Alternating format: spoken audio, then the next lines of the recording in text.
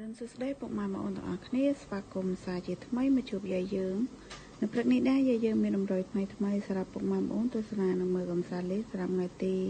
24 ខែ 5 2026តម្រុយរបស់យាយគឺមានប៉ុណ្ណឹងហើយយាយក៏មានសុបិននិយាយជូនពុកម៉ែបងប្អូនស្ដាប់កំសាន្តដូចគ្នាតាមមុននឹងនិយាយសុបិនយាយក៏សូមពឹងពុកម៉ែបងប្អូនដែលចូលរួមទស្សនាទាំងអស់គ្នានេះកុំភ្លេចជួយចុចពាក្យ like ជា Subscribe ឬប៉ុណ្ណឹងឲ្យ Channel ថ្មីយាយម្នាក់មួយផងបងណាដើម្បីទទួលបានវីដេអូក្រោយៗតែចឹងពុកម៉ែបងប្អូនចូលមកស្ដាប់សុបិនយាយមួយនេះយាយសុបិនឃើញចាឆ្លោះគ្នាខ្លាំងជាមួយនឹងម្ដាយរបស់យាយចាឆ្លោះគ្នាខ្លាំងជាមួយនឹងម្ដាយរបស់យាយរឿងយាយទិញទូទឹកកកដាក់ឲ្យគាត់នៅក្នុងផ្ទះហើយស្រាប់តែទូទឹកកកហ្នឹងវា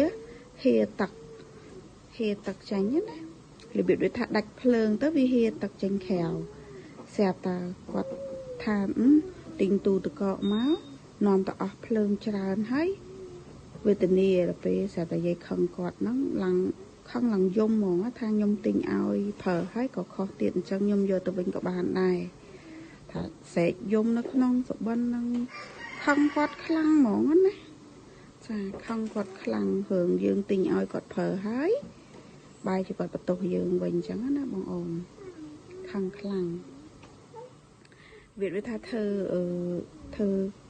យើងខំធ្វើល្អមកគាត់តែគាត់មើលអត់ឃើញអញ្ចឹងណា